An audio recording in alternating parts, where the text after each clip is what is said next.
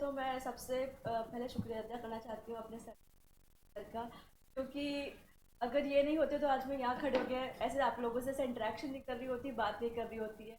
अगर मैं आज खड़ी हूँ तो जस्ट बिकॉज ऑफ सर। उन्होंने मुझसे जो कहा, मुझे जितना डांटा फटकारा, ठीक है एवरीथिंग, पर जो भी है आज सर की वजह से है। तो आज टिप्स देने की बजाय, क्योंकि वो तो ऑलरेडी आज दे ही चुका है, सर है ही सही, इनके आगे तो मैं क्या टिप्स दूंगी, ऑब्वियस बात है, उनको मुझसे ज़्यादा बहुत ज़्यादा आता है। तो टिप्स देने की बजाय मैं एक्सपीरियंसेस शेयर करूंगी जो मैंने थ्रू आउट मेरी जो ये सफ़र रहा है सिविल जज का, उसमें छोटी छोटी चीज़ें मैंने ऑब्जर्व की है वो। तो जैसे दिमाग में ख्याल आता है कि सिविल जज करना है अपन लोगों को, तो सबसे पहले आता है कि कौन सी कोचिंग ज्वाइन, कौन सा इंस्टीट्यूट ऐसा होगा जो बहुत ऐसा होगा। अपने कॉलेज में डिस्कस करते हैं, सीनियर से डिस्कस करते हैं, अरे यार वो बहुत अच्छा पढ़ाते हैं, बहुत अच्छा पढ़ाते हैं। तो पढ़ाते तो सब मतलब ठीक ही है, अच्छा ही पढ़ाते हैं, ऑब्वियस है। बस ये है कि अपना इंटरेक्शन कैसा होना चाहिए अपने मेंटर से, अपने टीचर से। तो सबसे जो पहली स्टेज होती है सिलेक्शन की, वो होता है अपने मेंटर चूज करना, अपना टीचर चूज करना। अगर आपने सबसे पहले ये अच्छे से चूज कर लिया कि आपका मेंटर कौन है, आपका टीचर कौन है, तो आधी लड़ाई तो आपने ऐसे लड़ी। मेरा ऐसे पर्सनल एक्सपीरियंस, क्योंकि मेंटर ही सब कुछ होता है इस पोजिशन। वो आपको इमोशनल सपोर्ट देता है, पढ़ाता तो है ही सही, वो तो खैर वो तो मेरा काम है ही सही, बाकी जो एंसिलरीज चीज़ें होती है तो उसमें उनका बहुत बड़ा रोल होता है।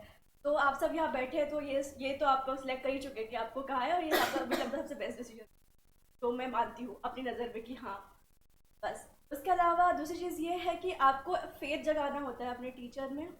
वो जो बोले बस आंखें बंद करके करो, वो बोले कि ये सेक्शन रटो तो रट लो, नहीं आता है तो भी रट लो, क्योंकि वो उस वक्त इम्पोर्टेंट होता है। वहाँ बच्चे बहाने बनाते हैं कि समझ नहीं आ रहा है, ये नहीं हो रहा है, वो नहीं हो रहा है, उस वक्त कोई मैटर नहीं करता है। क्योंकि मैंने ऐसा सोचा है, मतलब मेरे साथ भी ऐसा होता था कि मुझे कुछ समझ नहीं आ रहा था तो मैं उसको याद कर लेती थी, ऐसा कहते थे हमेशा ही याद करो। क्योंकि जब तुम उसको बहुत बारी पढ़ते हो, एक ही चीज़ को बारी बारी रिवाइज करते हो, तुम्हें अपने आप उसका मतलब समझ में आए। ऐसा होता है और बहुत सारे लोगों के साथ ऐसा होता ही होगा। तो ऐसे क्वेश्चन नहीं करना कि ये समझ नहीं आ रहा है तो कैसे रटे, रटना नहीं हो पा रहा है, लर्न तो करना ही होता है ऐसा। बाकी एक और चीज़ जो सर हमेशा क्लास में बोलते थे कि सीखने के लिए बच्चा बनने की बहुत आवश्यकता है, इसलिए कभी अपने आप को एक्स्ट्रा ऑर्डनरी मत समझना कि हम बहुत एक्स्ट्रा ऑर्डनरी, हमको सब कुछ आता है। सर जो कहते हैं वो ऑब्वियस बात है, बहुत इंपॉर्टेंट होती है और उसको मतलब करना चाहिए। जैसे सर ने हमको जब से सर से मैं जुड़ी थी जनवरी 2020 में, तो ऐसा था कि बहुत डर लगता था इनिशियली, ऑब्वियस बात है। सो ऐसा था, पर जो सर कहते ना कि आज ये याद कर लो, कल वो याद कर लो, वो ऐसे लाइन अप होके ना सारी चीज़ें लर्न तुमको करनी पड़ेगी, क्योंकि तुम्हारे पास सिर्फ 3 घंटे होते हैं मेंस एग्जाम लिखने के लिए, और पेपर बहुत लेंदी हो। अगर तुम्हें नहीं याद होगा, वहाँ बैठ के सोचोगे कि इसका इंट्रोडक्शन क्या लिखूँ, कंक्लूजन क्या लिखूँ, तो नहीं हो पाएगा, वो पेपर छूटेगा ही एट दी एंड। तो सबसे पहले तो मेरे को ऐसा लगता है कि तुम अपने मेंस का आंसर प्रिपेयर करना बोले, सर बोलते कि इंट्रोडक्शन लिखो, उसका ऑब्जेक्ट लिखो, तो ये चीज़ें ढूंढनी पड़ती, ऐसे नहीं। तब जो थोड़ी सी एक्स्ट्रा ऑर्डनरी लैंग्वेज जैसे यश लिखता है तो वो उसके लिए बहुत मेहनत करता था, बहुत ढूंढ ढांड के लिखता था वो सारी चीज़ें कहाँ से लिखी।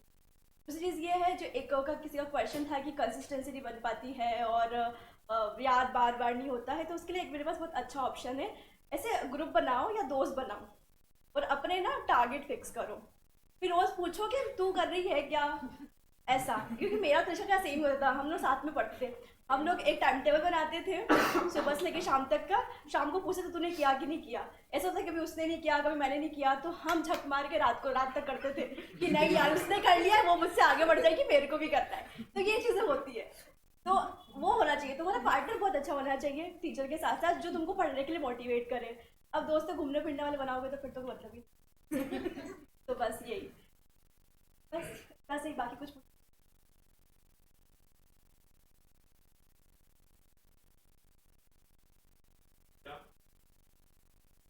But or you have to find your यश।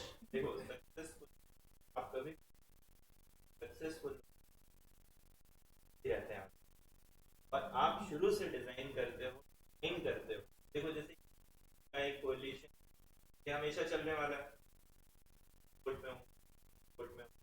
अब ये उन लोगों से होगी, देगी जो speed is very important, that you find somebody always provokes you to start देना, to whom you belong, who you are with, ये बहुत important। हमने क्लास में कई बार बात करी, पर याद होगा है ना आते हो फिर क्या करते हो, तो that is very very very important. अब आगे बैठ के दोस्त बैठने वाले हैं चाय के, तो नॉट डू. कंग्रेचुलेशंस. देखो इतनी बड़ी 99, वो तो छोटी, बट लेट्स स्टे हैप्पी.